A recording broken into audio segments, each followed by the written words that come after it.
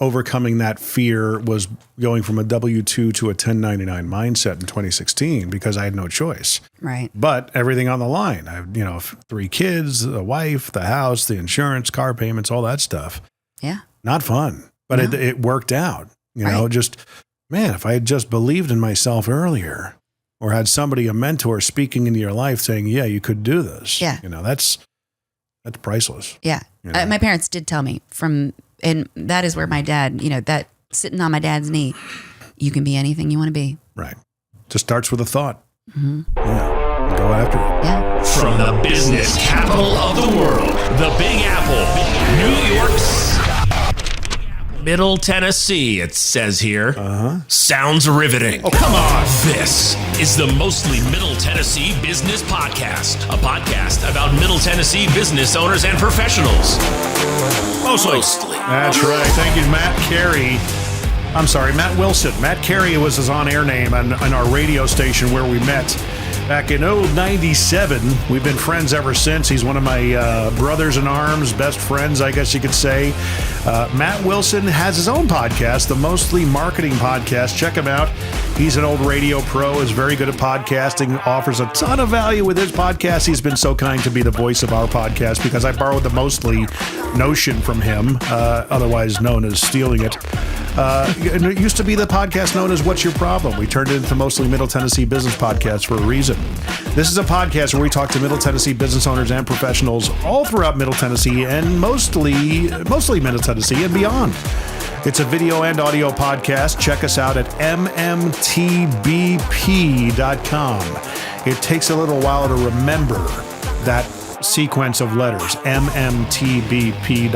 You'll find all the links there to listen, to watch the episodes, see the clips of previous episodes, as well as sign up to be a guest. So it doesn't guarantee your spot, but hey, apply there, as well as follow along with an email list if you want to join up.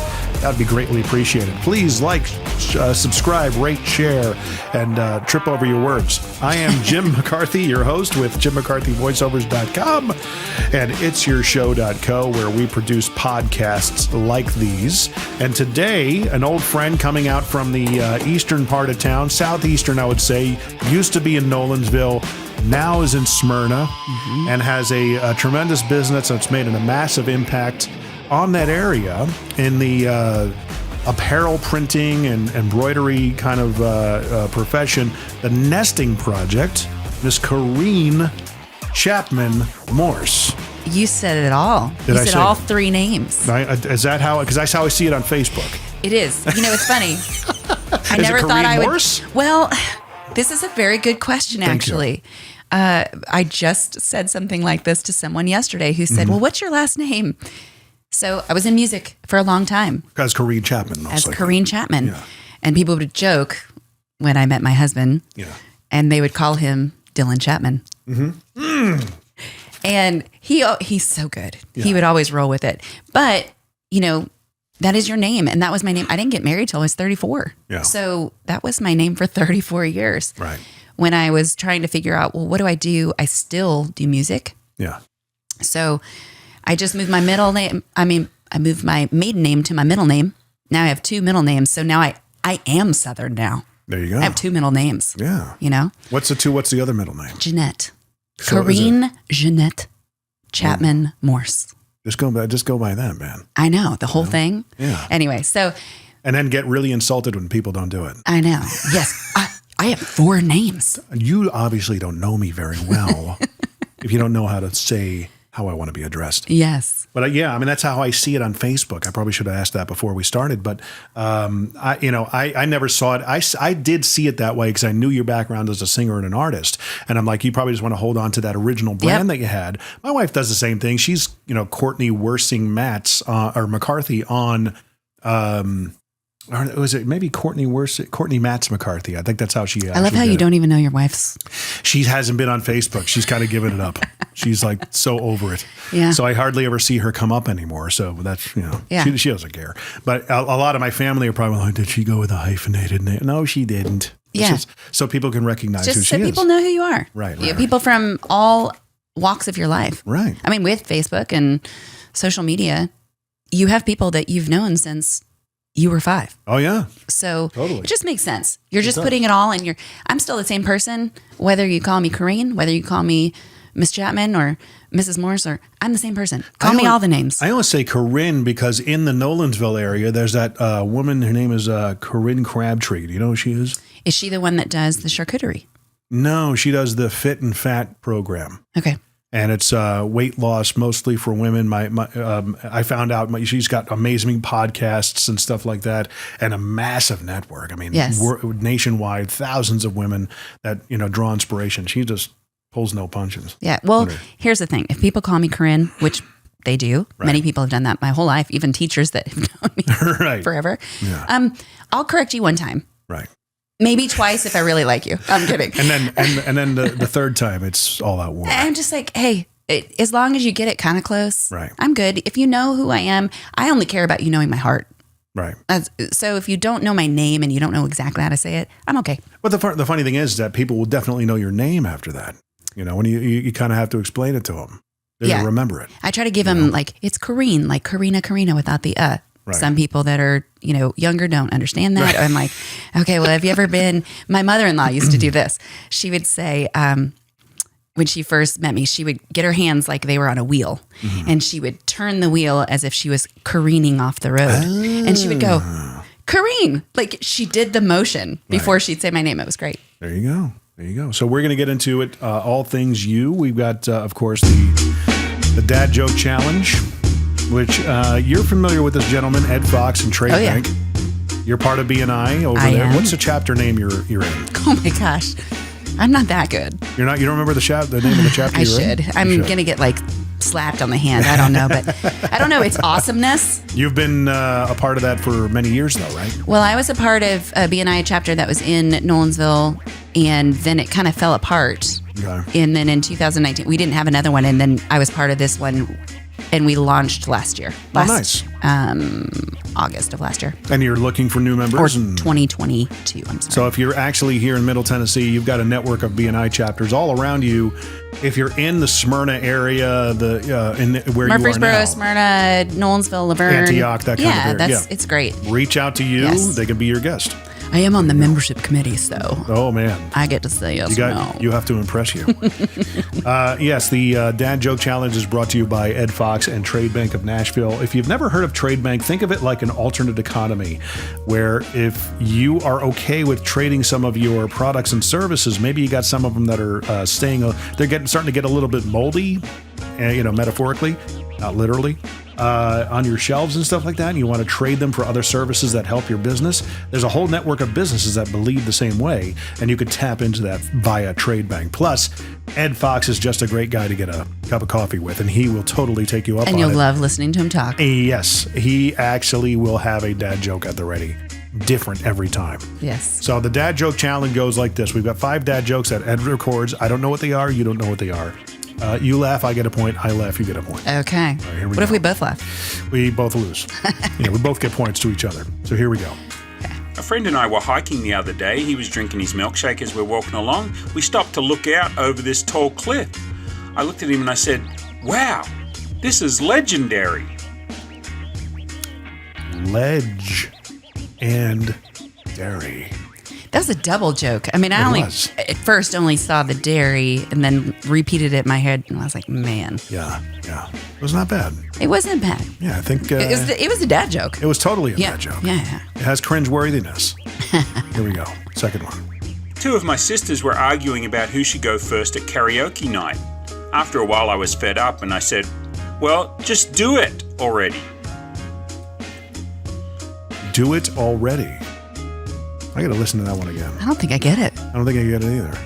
It has something to do with karaoke. I'm rewinding, so don't mind me. I can probably just do this. Hold on. This is live, folks. We're going to do it again. 2 of my sisters were arguing about who should go first at karaoke night.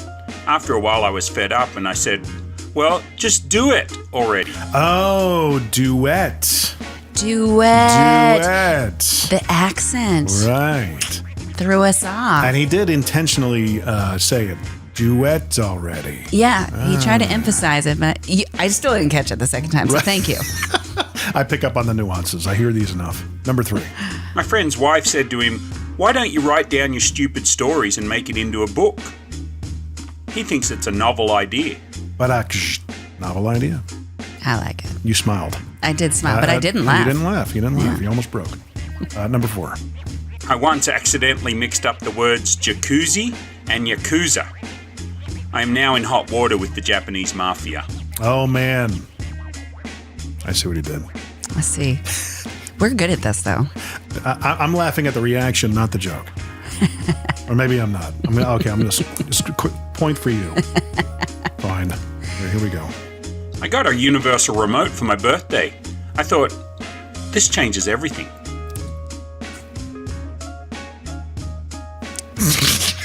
I'm sorry, that was pretty funny. Now I'm laughing at them. Now you're laughing at me. I'm laughing at you. But I did start thinking, we call it the gramote at our house. Really? It was just our kids used to say, can I get a gramote? Oh, and so now we just call it the gramote, even though they're 12 and 9. It's funny how kids will adopt different ways to say things. My son's name is Spencer, but my daughter, when he was born, couldn't say his name, so she would say Sababa. And that's his name now. And we called him Bob for the longest time. I love it. Hey, Bob. Because it sounded like she was saying Bob. Yeah. But there you go. There's the dad joke challenge. Yes, I win. You won. It was 2-1, I would say. I'm not competitive. And I'm lying. make sure you check out Ed Fox. Invite him out for coffee. Reach out to him. You can find him on LinkedIn. He's also in the description with all of his links and all that fun stuff. So on with the show. You and I go back several years. I met you, I want to say back in 2016, back when you guys had the Nolensville store. Yep. And it was, my impression was like, wow, if I could ever have a business like this, because on the surface, and I'm sure it felt successful. You had a lot going on. You had really cool ideas. You weren't just doing apparel printing and embroidery. You were taking local based ideas. I think you might have had an Etsy shop, that kind of a thing, original prints that you were selling. You had the idea to put, family recipes on towels, which is still a huge thing for us. Right. I mean, those are great ideas. And I was like, man, that is so cool. Yeah, it was we started in our basements. Yeah. We started because I was coming off the road and had nothing to do when I was home. Mm-hmm. I had a business partner at the time, and we were both just starting our families. And we talked about this idea. We started the idea, and then, no joke, both of our husbands lost their jobs. Oh my God. And we were like, when was this? This was in probably 2009, 2010. So post the meltdown. Yes. Okay. So in 2010, we were like, hey, this idea we have, if we're going to do it, we kind of have to do it now. Yeah, it's got legs. Yeah. So that was in 2010 was when we started the business, and it was fun. It was, having been in a creative environment, I was able to get ideas from people and just say, yeah, we can do it. Right. And figure it out. Right. That really was the beginning of that personalization revolution kind of it's still happening. Personalization is huge. Yeah. And it was fun. We were riding a wave. We started in our basements because we had kids rolling around. I remember the very first day my son turned over, I was printing something in a basement, and my son rolled over on a wrestling mat that was right next to me. And I was like, hey, he just turned over. Or I would have both my children. I had them strapped in one of those Moby wraps around me, and I was working. They were and sometimes I'd hold their hands and dance, and then I'd do something, and then I'd hold their hands. Right. Don't touch that. Yeah. That was what we were doing. We were just trying to get by. Are they twins? No. How far? What's the separation? Just 12 and 9. So 3 years. Yeah, right. You're just once one was not quite into everything, I had another one. Right. Yeah. So typically how it goes. Right? Yeah. So we were able to ride that wave. So it was successful as far as we were growing. Yeah. If you're not growing, you're dying. Right. That's the whole saying. So we were in that growth period, and it was really it was exciting. Mm-hmm. And we had a unicorn that happened on Etsy, and I say that because a friend of mine in Texas asked for a design for her children. She has 3 kids, and they're older. They're my age. Mm-hmm. And I'm the oldest, I make the rules. I'm in the middle. I'm the reason we have rules. I'm the youngest. The rules don't apply. The rules don't apply to me. And we had just made that for her a year, and that was in 2015, and maybe end of 2014, 2015, and for Christmas. And a year later, with all the content, a radio station took a picture that someone took that after they got it, because we had a rule. If it's good enough for somebody, then it goes up online. So we're just going to go up and we'll kind of we are throwing things at the wall and like figuring out what sticks. So you're starting an apparel company pretty much. Yeah. So we're throwing, and these are all personal. If some Etsy was really growing, we started on Etsy when they used to have this thing called alchemy, and people would say, this is what I'm looking for. I'm looking for wedding invitations. And that's really how we started as a business, because my wedding invitations were done by my business partner at the time. Right. And I was like, you can market these. Yeah, they're really amazing. Yeah. And so that's when you see the potential in what other people do. Yeah. And so it was just fun. It was a creative thing to do. And then that radio station posted that, and all of a sudden one day we'd had them up on Etsy for a year. And one day all of a sudden it was like, oh, we got an order. Oh, we got another order. Wait, we got another order. At about the 10th or 11th one, I was like, hold on. I know this is bold, but I'm going to go back to these people that just purchased and ask them where they saw this. Why do all of a sudden we have 10 in this hour? And it was this wave. And then we had 3 days where hundreds of orders would come in. And it was a 5-day cycle. But it was a sister company radio station. So 4 or 5 months later, their sister company posted the same thing. All their listeners did it. So we had like 3 waves of these things. And that was kind of like, oh man, how do we recreate it? I don't know if we've ever recreated it, but it showed us the potential of what was out there, what people wanted, that it just had to get in front of their eyes. Right. They had no idea. Yeah. I mean, even when I was there, I was like, this is really interesting. It's niche, but there's something to this. Yeah. And you can put it up on an Etsy place, and people just will because of what it says. It's an apparel brand. It's like the, what's the Igbok? It's going to be okay. Those guys. Yeah. That was the premise of, they just wanted to, it's going to be okay. And they made a whole apparel line out of it. Right. Why the nesting project? Was it because of the time of life? You were children? This is a crazy story too. Yeah. But this is when I knew it was right. I do most everything based on feel. Now, obviously I have to be a business person and make smart decisions. But when it comes to certain things, like it has to feel right too. So we were saying, okay, well, if we're going to do this, what are we going to do? So I'm sitting at my computer, she's sitting at her computer, and we're looking at names and thinking about like, what is, we did a lot of baby things, and we did wedding invitations, and we did, we still do all these things, but, that was kind of that beginning. And we were testing a bunch of different words, and she's like, I don't know why, but, she had just built this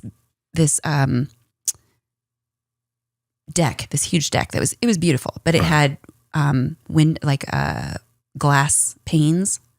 And she said, I can't tell you how many birds like dive bomb, and I keep finding these dead birds. And so I really feel like I need to have this homage to birds somehow. So we have to have a bird in the logo. I was like, okay. Interesting. Okay. I know. So I was like, okay, well, but the cool thing about that is that when you think about a bird and you think about what we're talking about babies, we're talking about moving, we're talking about events that happen in your life, you're talking about getting married. These are life events. Yeah. And that's nesting. You're nesting. You're building your house. You're building your life. And I was like, that works perfectly with a bird. But I had, in my brain, I can't say about her brain, but at the time in my brain, I was like, well, yeah, but it's always evolving. Yeah. It's something that's happening forever. So it can't be like nesting.com. It has to be something that's continually moving forward. That's in a work in progress. It has motion to the name. Yeah. And so I hadn't said anything because she was talking, and I typed in nestingproject.com to see if the URL is taken. Right. And I clicked return. And as I clicked return, she said, what about Nesting Project? Boom. And I was like, it's available. Right. And she goes, how do you know that? And I said, because I literally just put that in myself. So that was it. It was all the signs, everything aligned. The universe was that energy. It was right there in that moment, and we didn't look back. Nice. Very cool. There you go. What kind of music? I'm getting back to your music career. Were you a country singer, pop? What kind of style? Yeah, I would say today it's Americana. Okay. I would, think back to maybe Jewel's first album, how it was considered rock, but it really had folksy. A lot of country folk elements to it. That's, I would say, where my music rests. Are you from this area originally? No. Whereabouts? I grew up in the mountains in California, in Southern California. Okay. Little town. The town is called Twin Peaks. Live there. My parents still live there, actually. And about 6,000 feet up. Oh, wow. But the closest is Lake Arrowhead. So if anybody's heard of Lake Arrowhead, it's just a little I've heard of sub-town. Twin Peaks, I mean, is it similar to the TV show? No. That was, I think, in Washington. Okay. We did have some weird things that happened, though, so... Well, I mean, you are 6,000 feet up. A little oxygen, deprivation of oxygen, That's why they get away with certain things in Denver, Yeah. So you move out here to pursue a music career at some point. Yeah. When did that happen? So I went to Stanford in Northern California. I graduated, and in my senior year, I had taken a few courses that came into college with me, so I was able to graduate a quarter early. Now, looking back, I should have what they call co-termed, which I would have gotten my master's in that final year by actually taking classes that meant something. Right. But instead, I took classes like water polo and sex and sexuality in American film, and I don't know. But I was having to finish my degree. And my last quarter, I was out of school. Right. But you can stay on campus for one additional quarter in their housing. And so I went to my mom and dad and I said, and first my mom said, well, what are you going to do next year? And I'm like, I'll study for the LSAT. I mean, I have to be responsible. My parents just spent money sending me this amazing college. Stanford, for crying out loud, yeah. Like, I better make something of my life here. Yeah. I'm going to study for the LSAT. And my mom stopped me mid-sentence and she said, well, you're moving to Nashville, right? Right. And I'm like, man, did I already tell you how much I love my parents? And it's so different from what I knew. That's for sure.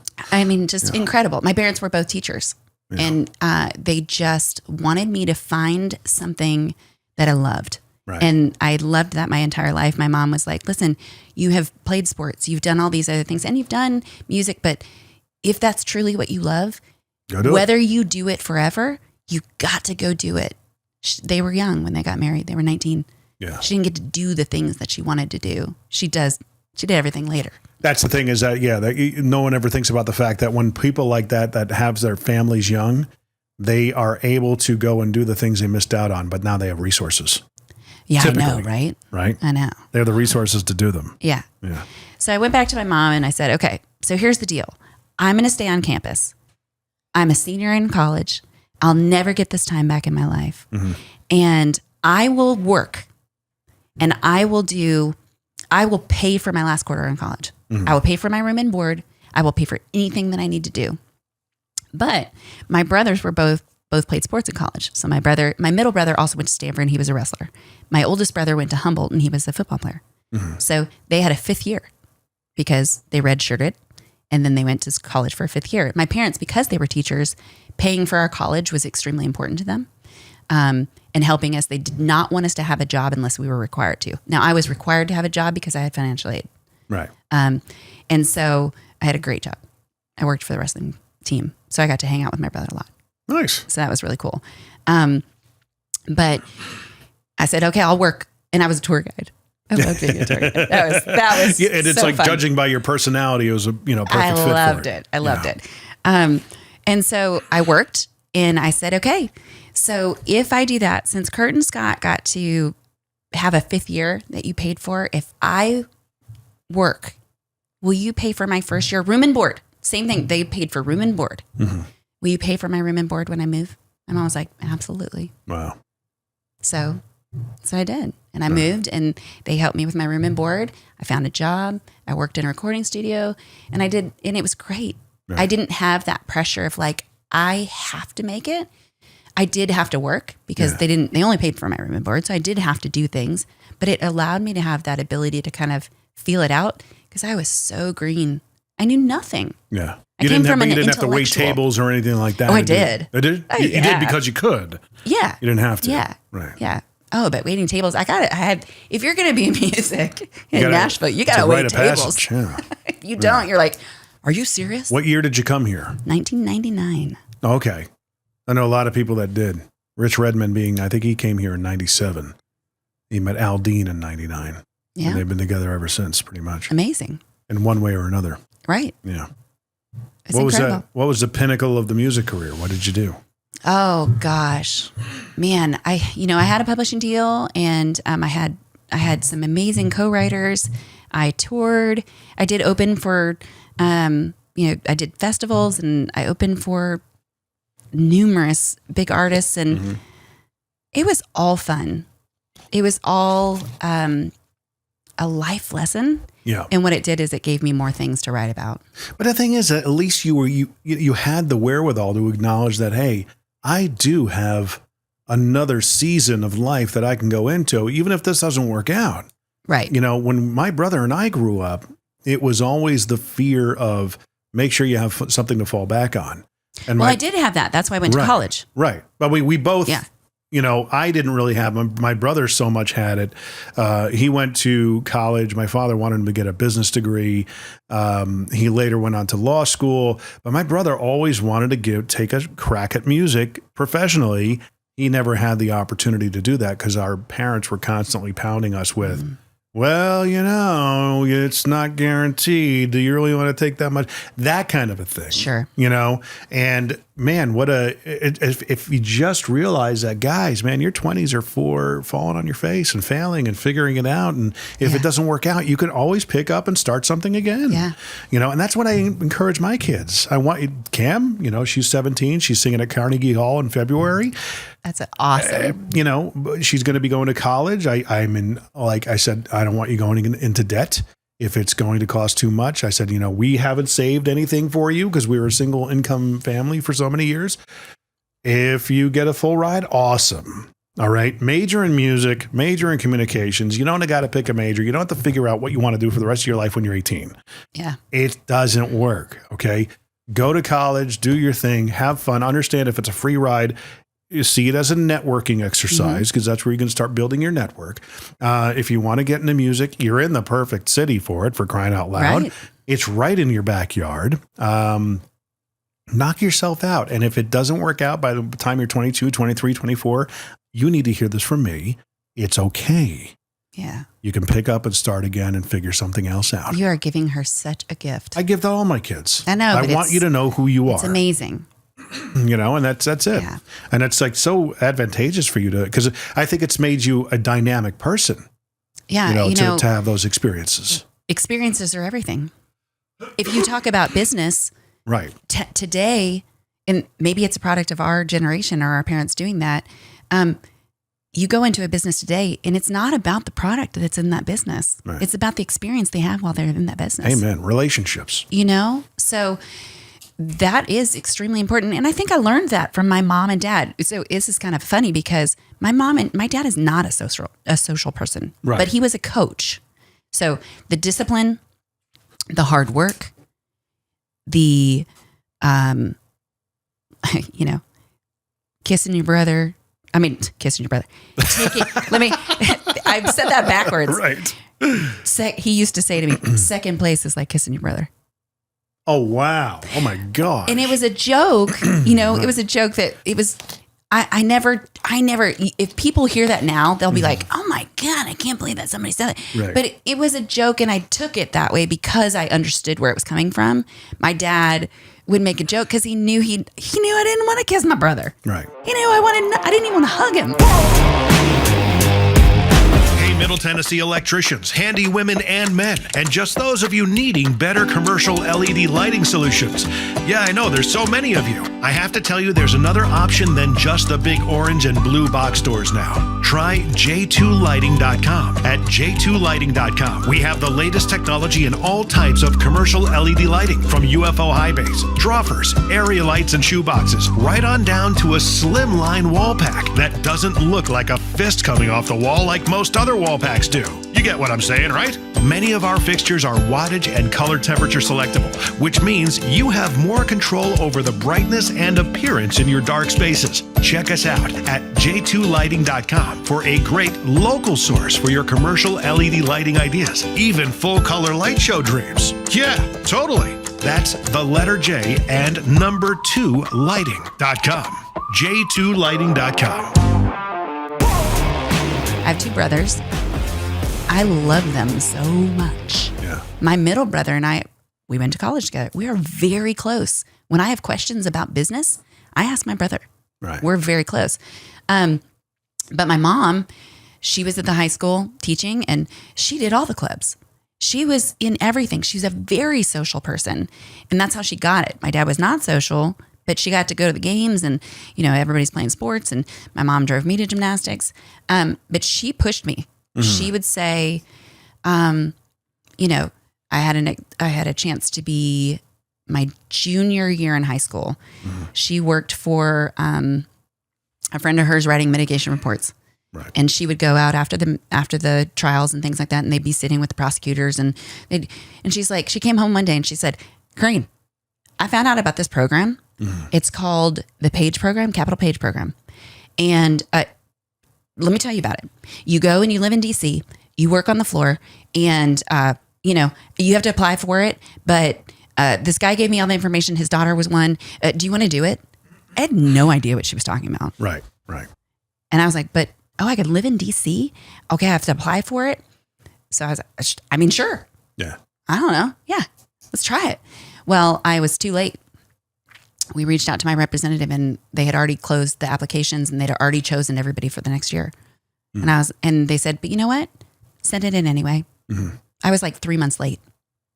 I'm like, I missed my opportunity. Right. But my mom said, no. Hey, they said, send it in. Let's do it. Mm-hmm. Send it in. Obviously I didn't go when the school started. Second day it was right before second semester. So it was during finals I was junior year, first semester. And we were having a snowstorm coming, and we would do our finals, and then we would go to the next 2 classes that we were having finals for, and half little period, like a review period or whatever. Yeah. And my counselor, who I called her Mama, because she was awesome. Yeah, Mama Crabtree, and she came to my French class, and she said, "Excuse me, I need to talk to Corinne in the hall right now." And she said, our representative from DC just called my office because they can't get a hold of you or your mom, and they need you in DC on Monday. Oh, wow. This was a Wednesday. And I was like, what? It's like, what? Had you ever been before to DC? No. Maybe when I was young, but not that I remember. Yeah, right. You know? Right. Yeah.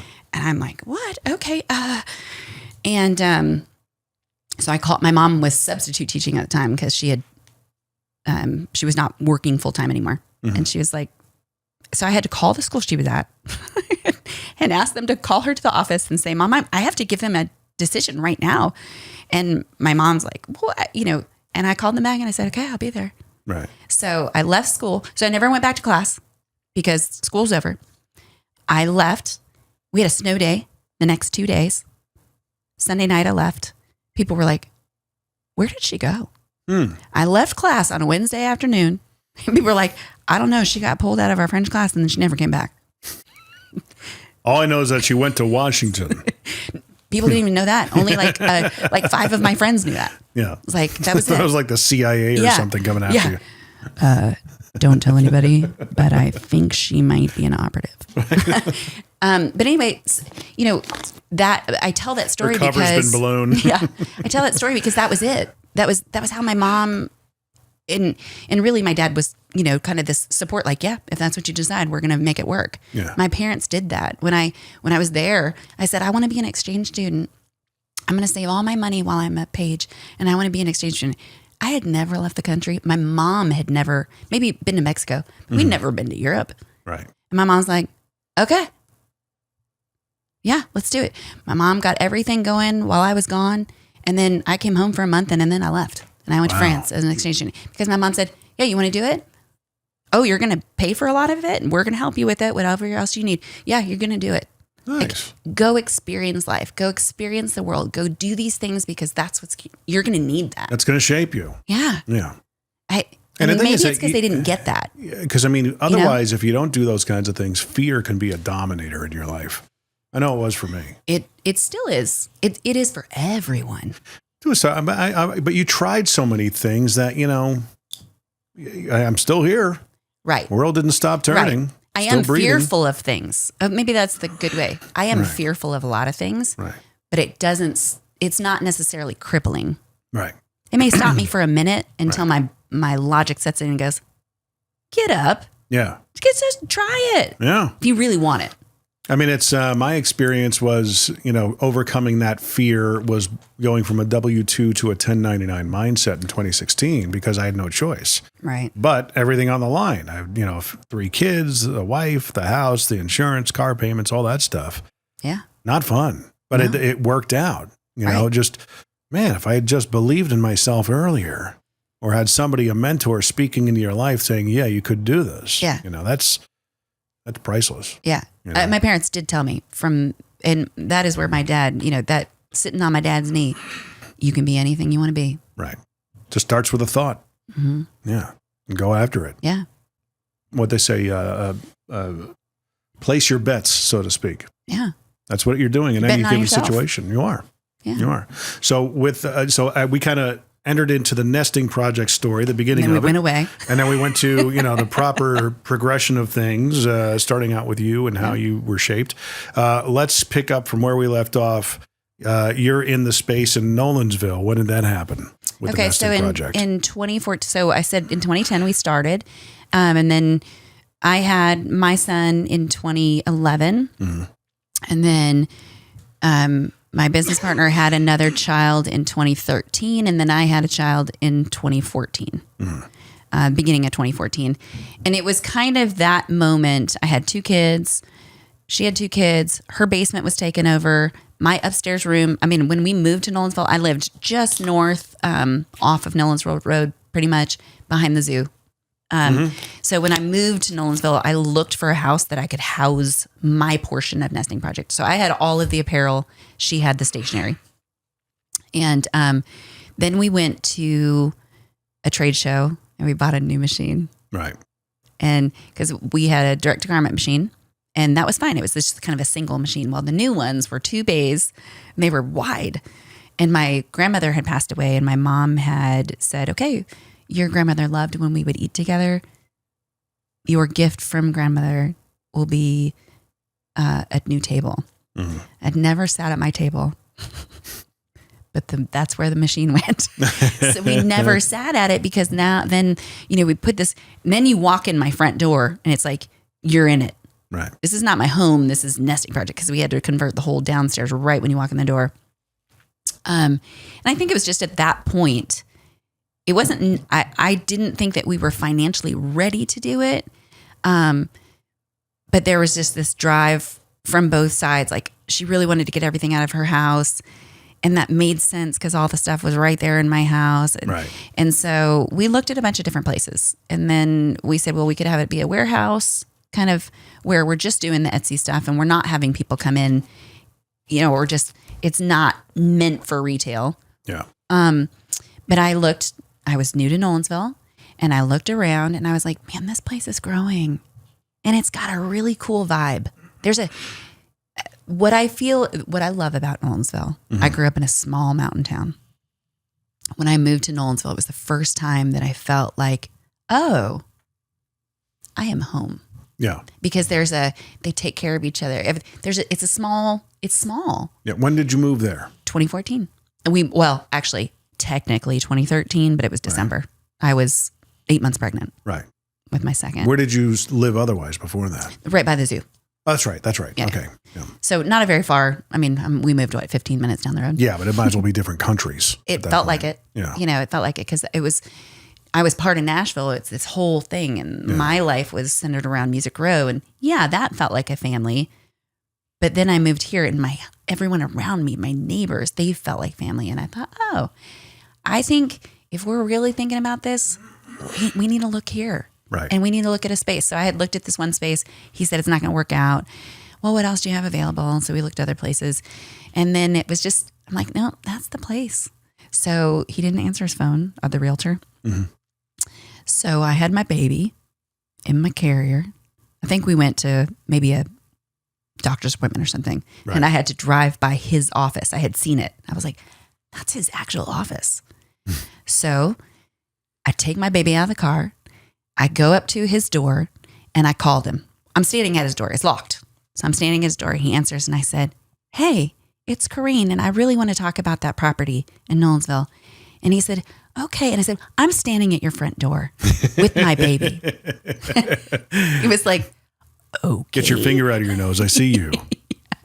So I think, I don't know what made me do that. Mm-hmm. I just was like, this guy's not answering the phone. I want to talk to him. I want to know if this is an opportunity or not. And are you part Italian by chance? I mean, that's no. I'm Scandinavian to the bone. You're not answering my phone? Huh? Now I'm on your doorstep. Huh? Come on, okay. Yeah. So I don't know. And then he was like, okay, you know what? Because they had a letter of intent before that for a dentist. Mm-hmm. And then it just fell through. Right. I guess maybe because I put the pressure on it to say, well, I want that space. It was bigger than I thought, but now we need it. Yeah. And the funny thing is a year later, the landlord was great. Yeah. And he saw it.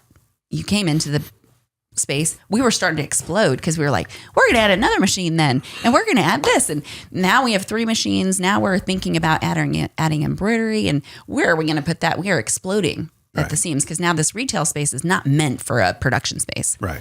And he comes, I had been looking myself. I didn't have the capital, but I was going to try to convince my middle brother to buy this building. Right. Had I done that, we could have stayed in Nolensville, but that wasn't meant to be. Right. I kind of called him and I said, hey, there's this building that's right down the road. It's an old print shop. And this is what they're asking for it. Like, what do you think? You know, would you be interested in something like this and investing? He's like, well, you know, he just didn't feel like he was ready. We were ready. I don't know what it was, but he kind of talked me out of it. Mm-hmm. Fast forward 3 months.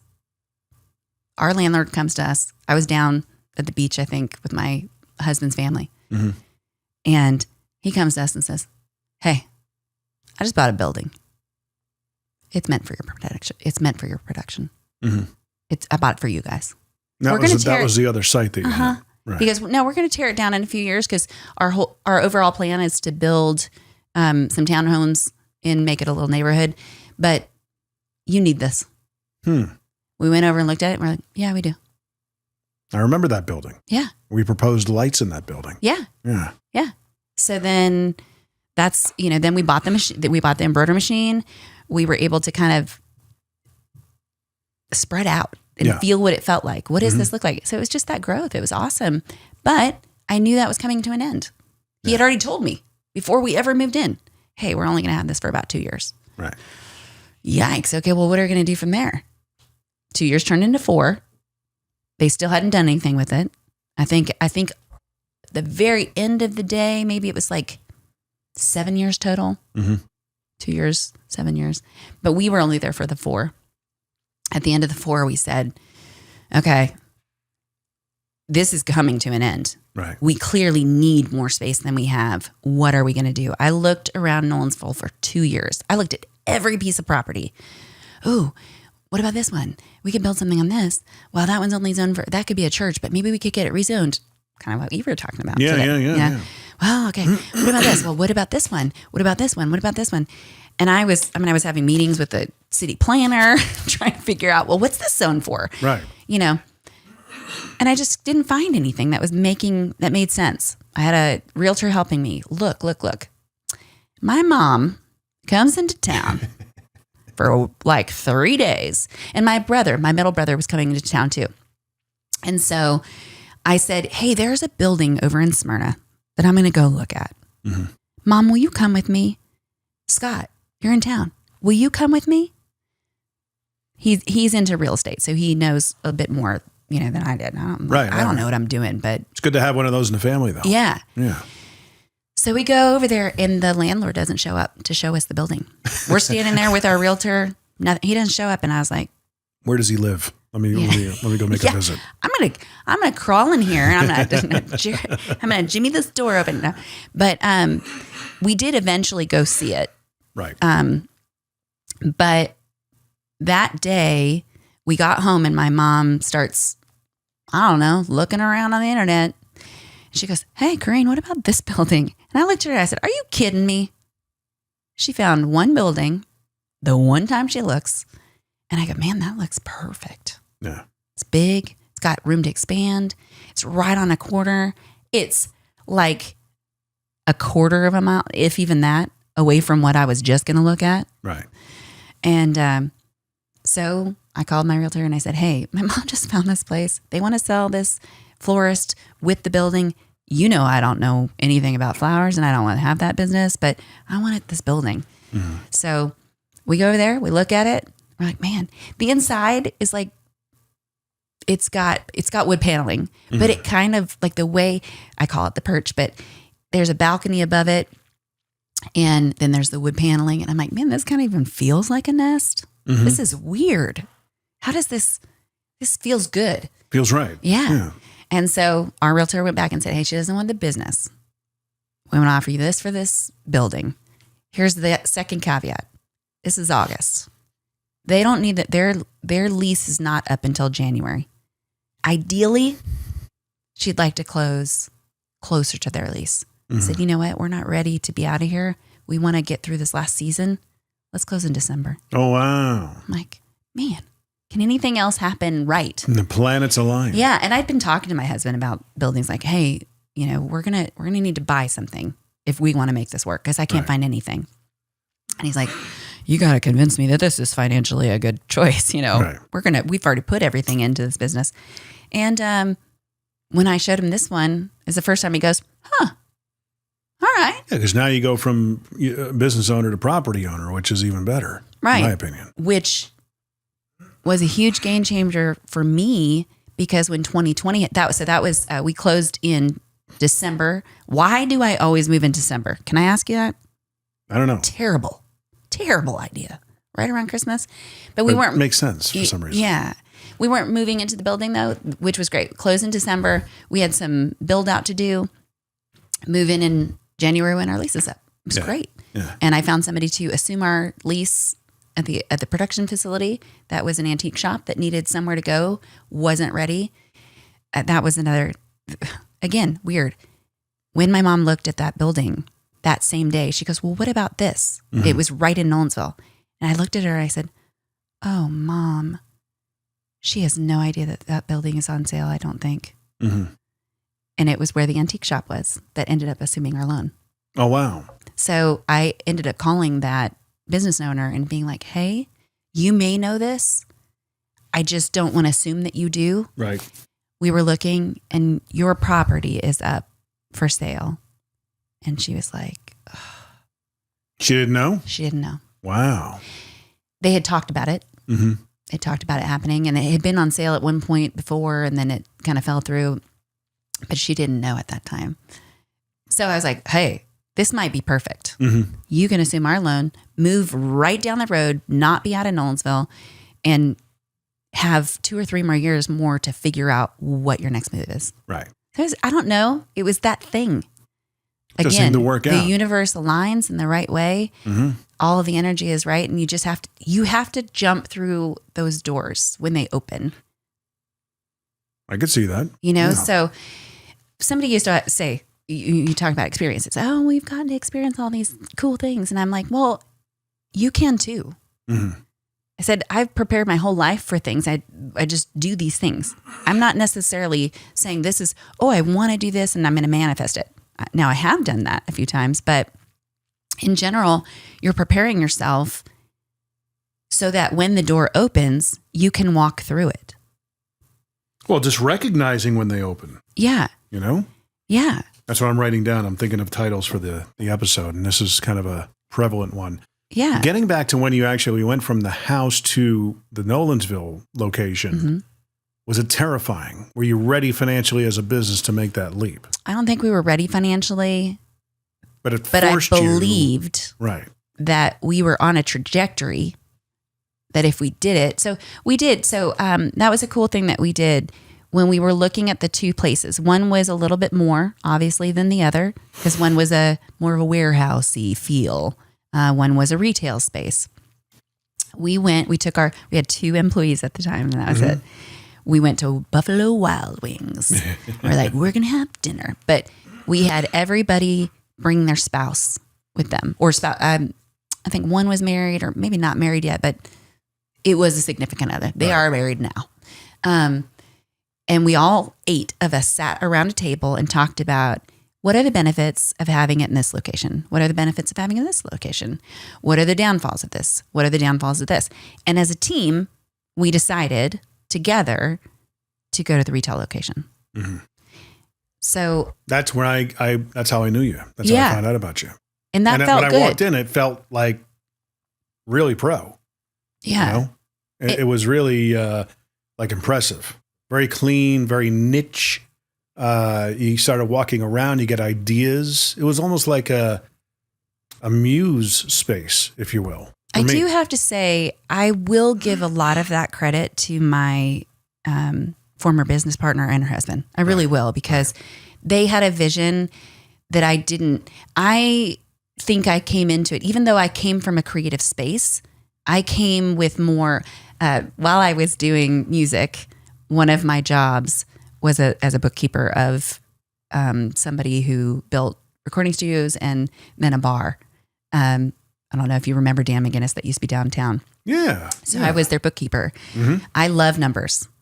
I loved it.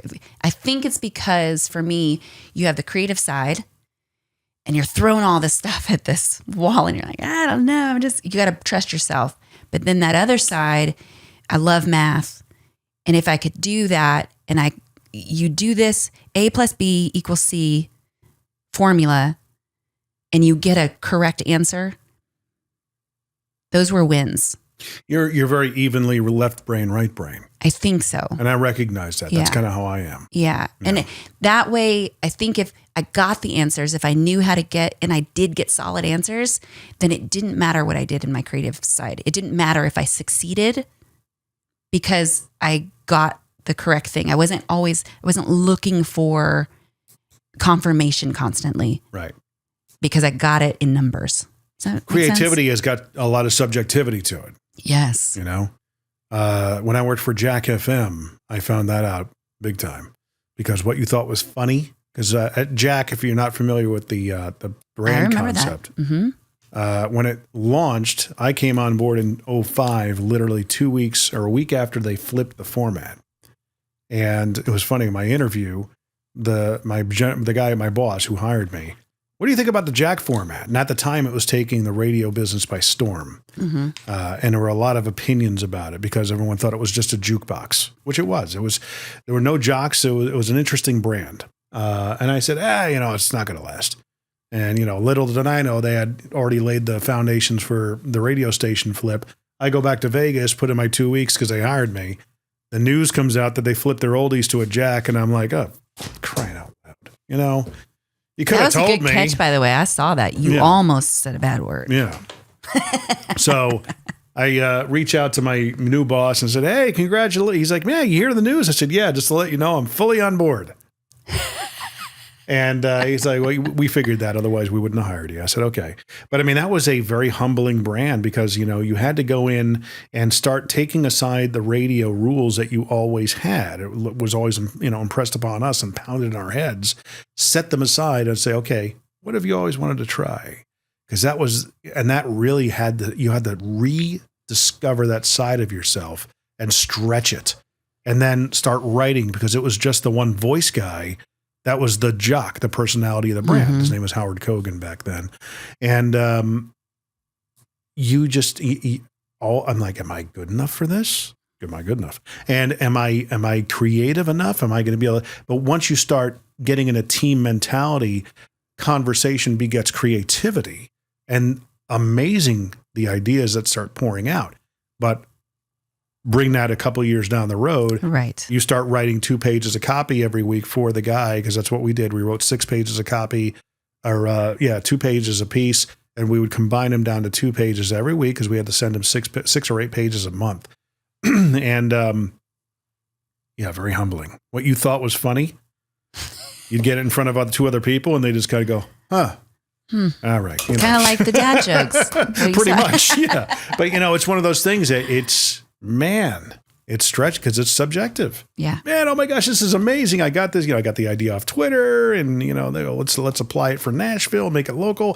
Hey, what do you think? I read it in the way I envisioned it, and 2 other people go, it's not bad. Mm-hmm. God dang it. Yeah. And I got that. I did get that because I had a publishing deal. So you write these songs and oh my they either like them or they don't. And then you're like, came from my soul. Yeah, and I poured you love a song. out. Yeah. They don't love it. Yeah. And you're like, but it's what? Me. But I could get over that because that wasn't the only thing I was depending on.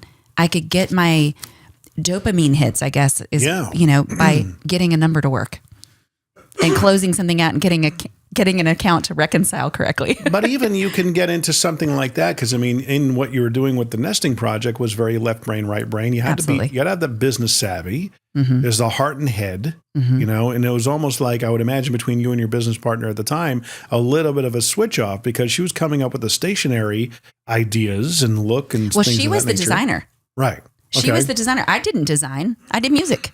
Right. But I knew numbers. I knew how to get onto, I had done some coding in college, so I could get onto this new Etsy platform and figure it out. Right. And I could be like, hey, look what I learned. Right. Hey, I saw that these numbers, I could look at analytics. I could do that. So I came to that business in a more analytical, even though it was a creative business. I knew what I liked. I knew that when she designed something, it was good because we were both in a similar design line. We were aligned. Yeah. So most things that she came up with, I would go, yeah. We have a whole series of mountain ranges that we have illustrated, and I remember the very first time that she illustrated. I had just been to this house in just outside of Denver. It's called the Betcher Mansion. It's a craftsman style home. It's the largest craftsman style home in the U.S. My mom loves craftsman style. We always go look at houses. So we went to it with my uncle. He lives in Denver. Are they kind of like, they look like toolboxes? Well, Sears there's Roebucks kind of thing? Well, no, there's like a very specific design. Like a log cabin kind of thing? No, there's like the front has these square columns that kind of taper, and there's a very specific look. Okay. That craftsman style homes have. And so we went and looked at it. And lo and behold, on Alchemy and Etsy, somebody a month later says, I'm looking for wedding invitations. This is where I'm getting married. This is my budget.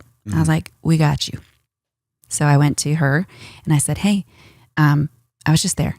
Here's this. Here's what it looks like. It's craftsman style. So we had actually chosen a craftsman style font. Did this whole illustration of the Rocky Mountains, and it's dark blues, navies, browns. And she looked at me, she goes, I hate this. And I said, I grew up in the mountains and I love it. Right. I said, no, I get it. I know why you don't have, it's heavy, it's dark.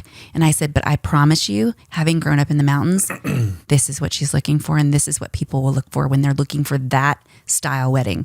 Right. And it became one of our best sellers. Wow. Nice. Again, that's where that idea of just because you don't like it. Right. Doesn't mean it's not wrong. Does it? Right. You gotta put it up and throw it to the wolves, throw it to the public and them decide. Right. So that formed a lot of our stuff. So now you're in Smyrna. You're running the business on your own. Yes. The creativity of that boutique style that you started out with, is that the culture still nurturing that? Is that still a big part of the heart of the business? So that's a great question, especially for this year. You can think about that question. That's a statement that I need to think about that. I don't actually. I don't need to think about it. I think it's so interesting that you asked me that question because it's the beginning of the year, and I just had 3 meetings that centered around that. So I will explain a little bit. We are not abandoning that idea. That is our core. And I really believe that you can never forget where you came from, and you should never abandon it unless it's harming you. Right. Right? That's not harming us. We're giving people what they want. We call ourselves a life event design and print company. What does that mean? What is that moment in your life that you are wanting? What's that moment that you're something's changing, or that you're marking it? You're putting a little pin in it. Milestones. It's milestones, exactly. Yeah. Or mile markers even. Milestones is exactly the word that we use. Yeah. So how can we help you make it a Pinteresty moment, or how can we make it be that marker that you put that pin in a good way, and make it feel like it means more than just another day that passes, right? So we will never abandon that. However, last year, coming out of COVID was, oh my gosh, COVID was difficult, as it was for most people. But especially, what was that period of time? What was that time? What was it called? Especially because everything we did, I just said, what was it that I said? We're a life event design company. Did you guys actually take advantage of the COVID time and make products that played into the whole? We did. Okay. Of course, we made shirts, day drinking, COVID-19, Right. We took Corona bottles and made them into looking like it's a Corona, COVID. I don't know. We did a bunch of or something like that. We did a lot of things just at the very beginning. We made masks because everybody had to make masks. I had not sewn on a sewing machine since I was in high school with my grandmother. There I was sitting at the table for 10 hours a day sewing masks. I didn't want to do it, but I had a commitment to my staff. I did not want to lose my staff. I wanted to say, we got to figure out how to get through this. If this is what it means to get through this. So I think we did them for about a month and a half until we figured out our next pivot. But I was determined to say, hey, listen, you're not going to go without any pay. If I have to pay for it out of my own money, I will do it, but we can figure something out. We're a design and print company. We can figure something out to pay our bills. Right. Now we got a loan that luckily got forgiven, but I was very smart.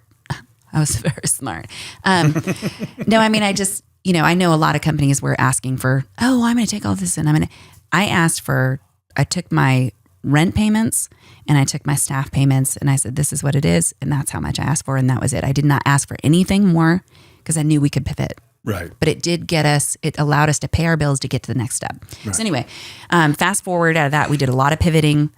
So that was March when it closed. By the end of April, we were making yard signs. We did not make yard signs before that. Right. But we were making yard signs like it was our job, because it was. And for we like were high doing school graduations. We kind of jumped in on the 8th grade graduations and elementary school graduations just because the high schools were already kind of taken care of in a way. They had been doing it before, but this was the first time that no one was getting to celebrate. So we turned that into, and I mean, that was our biggest month that year, bigger than Christmas. Wow. Because it helped us get through. So it was constant pivoting, So we still did it. We leaned on that. We leaned on the life events, and how can we do it without having events? Right. We did create some things, we did some, oh, hey, this has been postponed and, things like that. But, and then that Christmas was going back to the tea towel thing. No one was getting together. Mm-hmm. So those tea towels were huge that year. Again, it was always kind of on this rise, but that I think was like the pinnacle of the rise, because people were not getting together and people were ordering as much as they could online. And we had a few stories come out that year just as people were trying to look for feel-good stories. I can appreciate that you looked for the opportunity even in such a dark time. You're looking for the open doors and recognizing them. Gotta walk through them. Right. Gotta walk through them. Yeah. So that helped us. We made it through the year. Next year, it was kind of like, oh, hey, events are coming back. This is great. We tried to kind of get back into what we had previously been doing, but they weren't back. Right. They weren't back at the way they were. So we kind of had this mix match of things that were from our pivoting time and that. And then, all the way through 2022. That's kind of how we lasted. Last year, I was exhausted at the end of 22. And I took an inventory. And I thought, do I want to keep going? Mm-hmm. I am so tired. I've been doing this for 3 years, constant, that pivot, and then riding the wave and finding the next thing and riding that wave.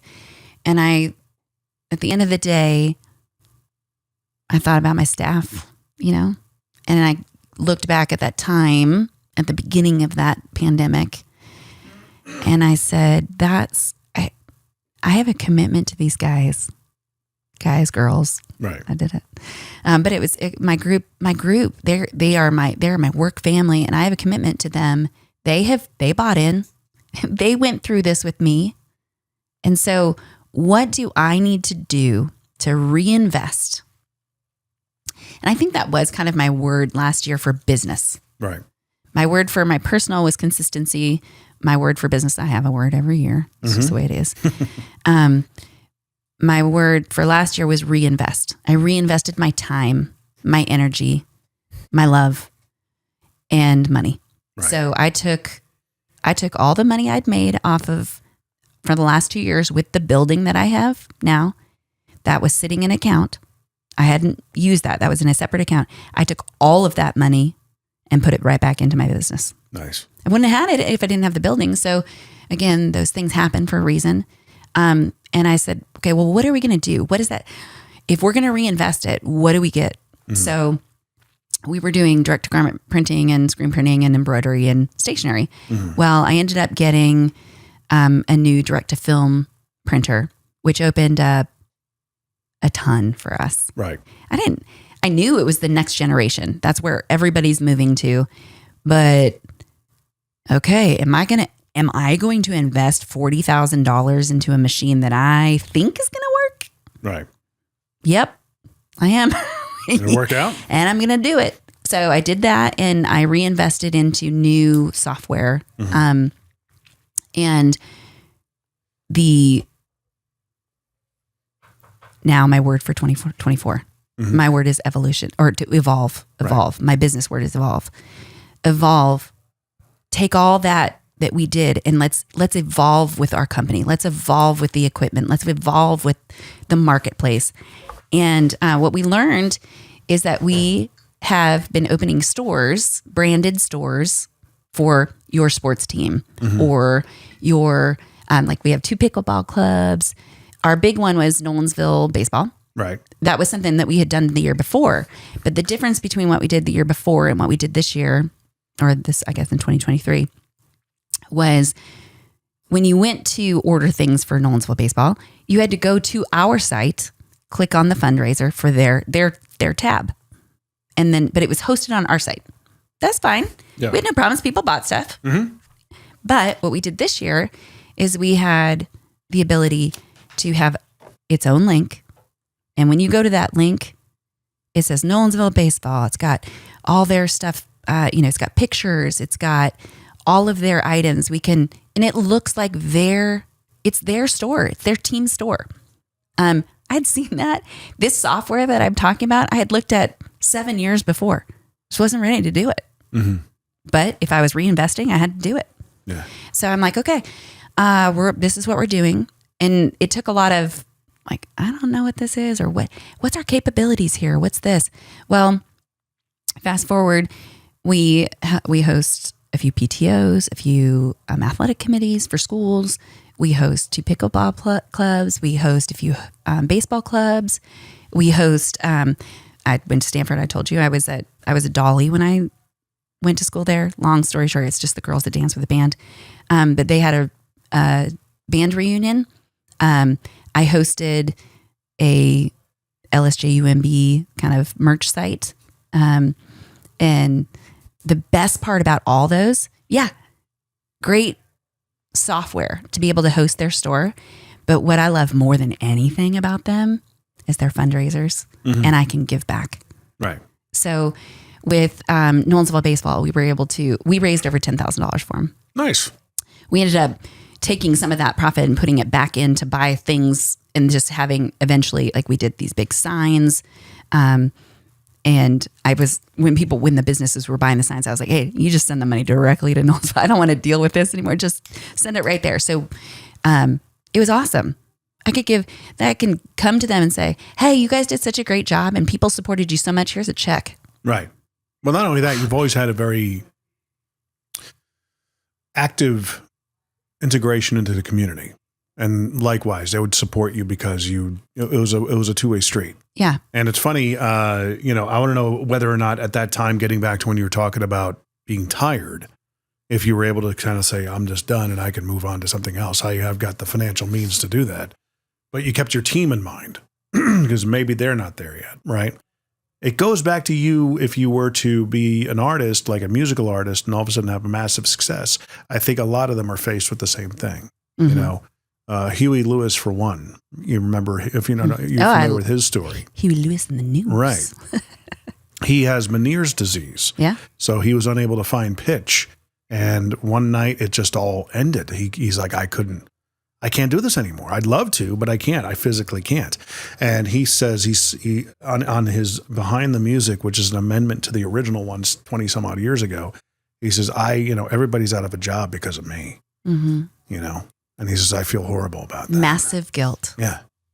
He says, there's nothing I can do to help that. But that's got to be a conundrum for all these artists, Yeah. When I decide to hang my hat up, there's a lot of jobs that go away. Yeah. I always base it on when I wake up in the morning, can I look at myself in the mirror and look at myself and say, all right. Right. You did the best you could. Yeah.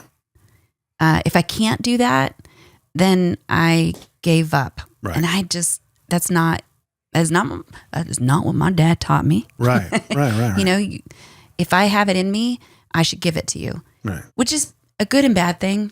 It's probably been bad financially for me. Yeah, but it's legacy. But that doesn't matter to me. What matters to me more is community. Yeah, there's an element of, and this has been coming up a lot lately in my conversations. What is your legacy going to look like?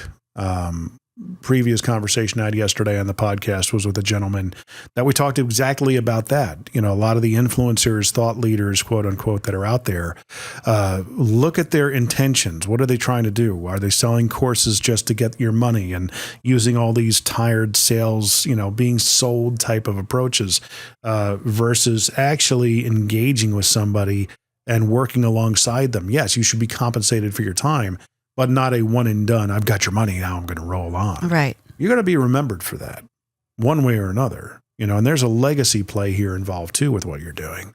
There's an integrity, it sounds like, from keeping your culture at hand and the heart of the business at hand, as well as the longevity and this, we're supporting people here. We're helping the community. We're doing, with little league teams, things of that nature. There's integrity there. There's integrity because if I don't have to do this, but I still do it because it needs to be done. Thank you for reminding me. Right. It's a heart. You need to be reminded. My husband and I have had that talk where I've said, I don't know. Here's the problems. Here's this. I mean, he hears it. I don't want to worry my staff or, hey, here's a financial problem we're having, or here's this, or where our sales are down, or yes, those are all business things that you do have to talk about, but they don't feel the impact that it is in my family or something like that. It helps if they feel my business partner calls obligation. It operational tension. I don't ever want anybody to feel obligation, but I do want them to feel intention. Yeah, yes. The tension. You got to feel the tension because everybody's on the line. Right. But I feel obligated. Right. Right. You're the owner. Buck stops with you. It stops here. And so he said to me multiple times, hey, we could sell the building. Or we could keep the building and we could rent it out and you could sell the business. I told you, I love the computer side of it. I love the analytics. I love to code. I love that. I love building those things. You could go to, a computer programming school and you could make a ton of money and you could work for yourself again. You are absolutely right. I could do that.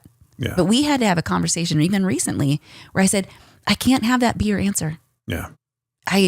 I love that you are looking for a solution for me, but I need you to stop saying that as your answer, right? Because I get what I need, what I really need. I get what I need for my life out of the way it makes people feel. Right.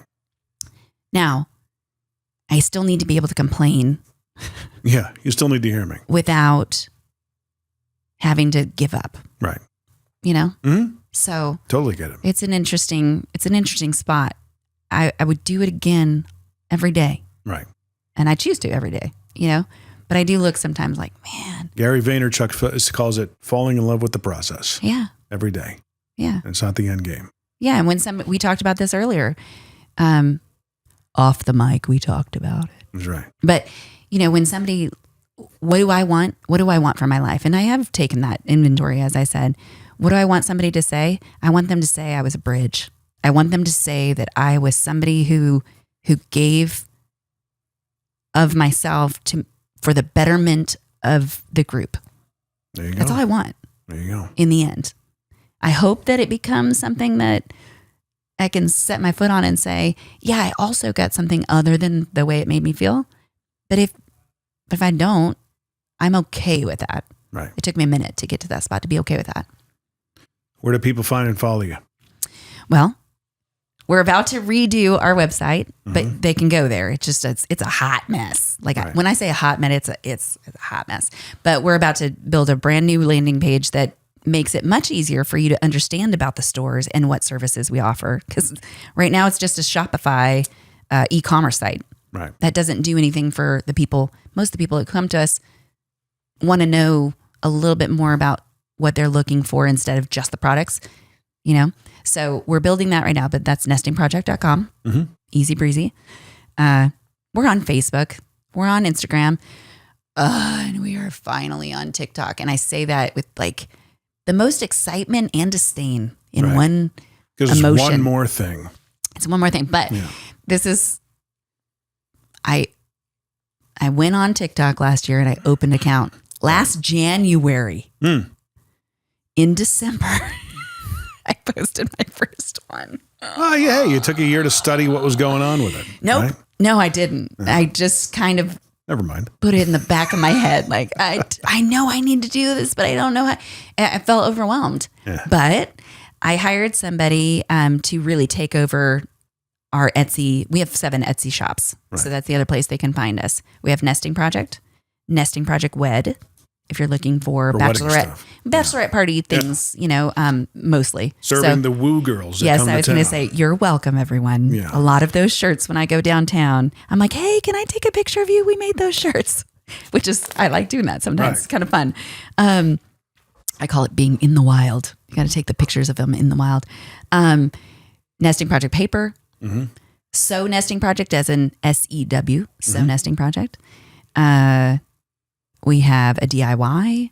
So there's a ton. We have 7 different shops. We are opening a new shop in Etsy as a precursor to what we're going to launch later this year. And that is I told you about the direct-to-film printer that we have. Well, we are able to service a lot of people this year who, whether it's the at-home people who have designs, but they don't have a way to print them. Right. A lot of them will order their transfers online. Well, we can do them and you can have them, especially if you're local to the Middle Tennessee area, you can have them same day almost, usually. If you send that in early enough in the morning, we run the machine, you have them that day. Nice.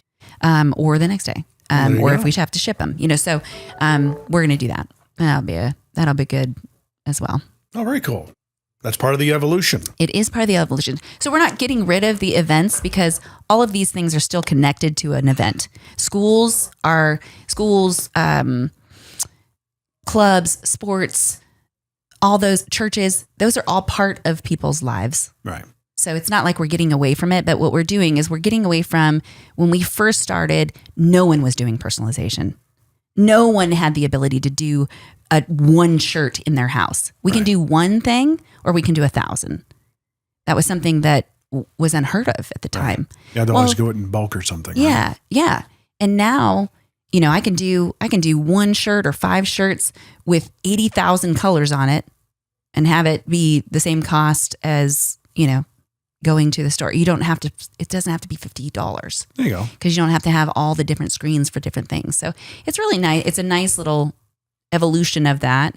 And we're able to service the groups in a bigger way. So it's a much more impactful. And that way it also leaves space for the people who were like us once that are starting in their homes. Right. And I love that.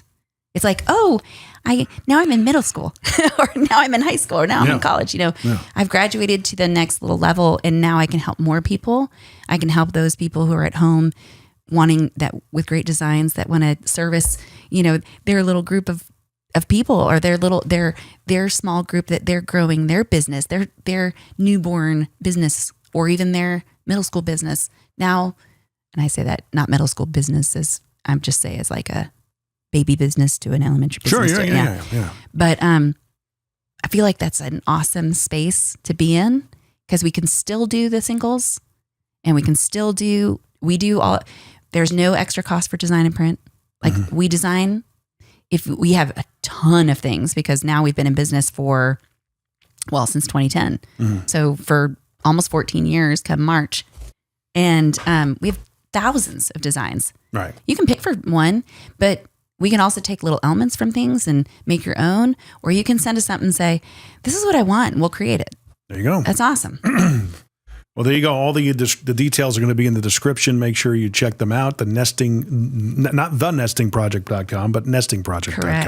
And I'm assuming that all of your social media icons are going to be there as well. They're not there yet, probably, but they will. Hey, give me a month. When is this going to go up? Maybe even by couple then. Weeks. Yeah, maybe by then I'll actually have my. Well, I've together. been really good at, we're stockpiling episodes. So this will be a couple weeks. So definitely go check them out. And of course, check us out. If you find interest in what we're doing, somebody who would be a good fit, go to MMTBP.com, the Mostly Middle Tennessee Business Podcast.com as well. That's also the URL. The other one's just a little bit more convenient. So hopefully that works. All the links are there. And again, please rate, share, subscribe, review, all that fun stuff. Let us know what we could be doing better. Reach out. I'm sure there's something. MMTBP.com. Corinne, thank you for being on. Thank you for having us. Us? Me. Sure, you.